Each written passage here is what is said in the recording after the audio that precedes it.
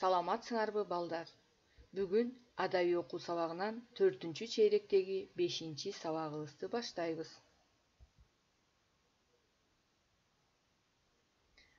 Биздин сабагыбыздын темасы «Билесиңби, сен албетте билесиң» деген тема.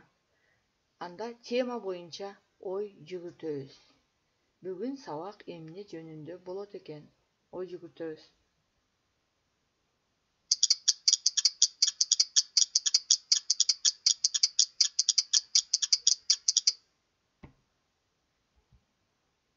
Бүгүн сабакта балдар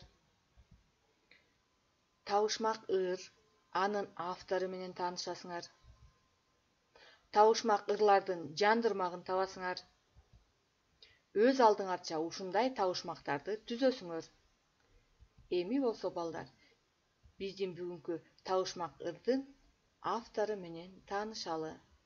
Бул «Билесиңби, сен албетте билесиң» деген табышмак ырды Токтосун Самудинов агайыбыз жазган.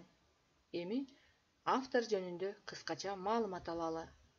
Токтосун Самудинов Сокулук районунун Сокулук айылында 1941 жылы туулган. 1963 жылы Кыргыз мамлекеттик университетинин журналистика бөлүмүн бүтүрүп, журналисттик кесипке ээ болот. 1977 жылы негизделгенден бери Бай Чечекей балдар журналынын баш редактору болуп эмгектенип келет. Эми балдар чыгарма менен таанышалы. Билесиңби, сен албетте билесиң. Токтосун Самудинов. Билесиңби, сен албетте билесиң. Кантип айтат жылкынын үй бүлөсүн. Ойлонобуз балдар.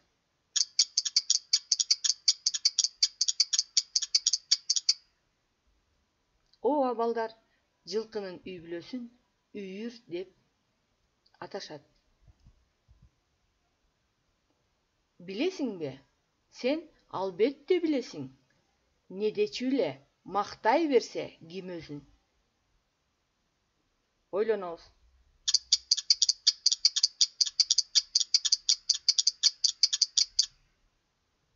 Демек, мактанчаак адамды биз жактырбайбыз, билесиңер балдар. Билесиңби, сен албетте билесиң. Жер жумшартып, жазында эмне тигесиң? Ойлонобуз балдар.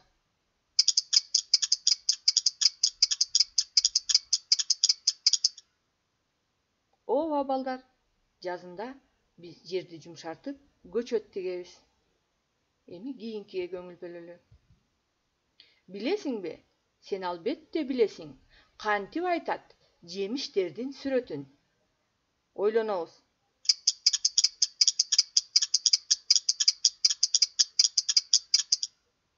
Ооба балдар, силер көркөм өнөр сабагынан өткөнсүңөр.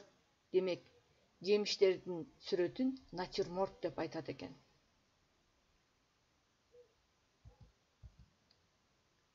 Билесиңби, сен албетте билесиң. Малчы болсоң, кышында эмне кийесиң?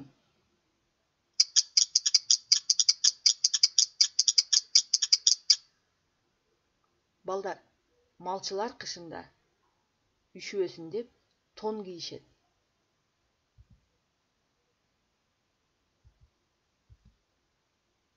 Билесиңби, сен албетте билесиң. Кандай сөздү угуп алып күлөсүң? Ойлонобуз.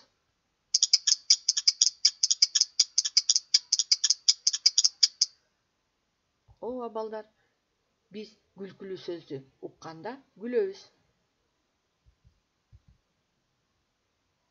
Билесиңби, сен албетте билесиң.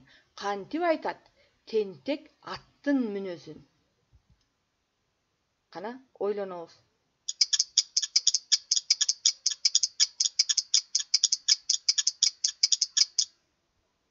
Балдар, тентек аттын мүнөзүн ылоо же чалпоо деп айтышат.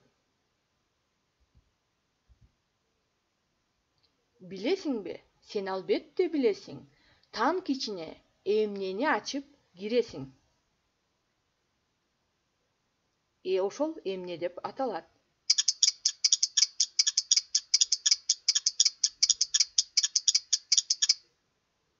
Ооба балдар, биз танкага люкту açıp giret экенбиz. Кийинкисине көңүл буралы. Билесиңби? Сен албетте билесиң. Кантип айтат япондордун күрөшүн? Ооба балдар, япондордун күрөшүн дзюдо деп айтат. Андан башка айкидо деген дагы бар, балдар. Эми кийинкиге көңүл буралы. Билесиңби? Сен албетте билесиң. Чөптү кандай курал менен үйөсүң? Бул жерде балдар сөздүк ишин жүргүзөлү. Үйөсүң деген сөз силерге тааныш эмес болуш керек. Үйөсүң деген бул чогултасың, жыйнайсың дегенди билдирет. Эми кана кайсы курал менен жыйнайбыз? Ойлонобуз.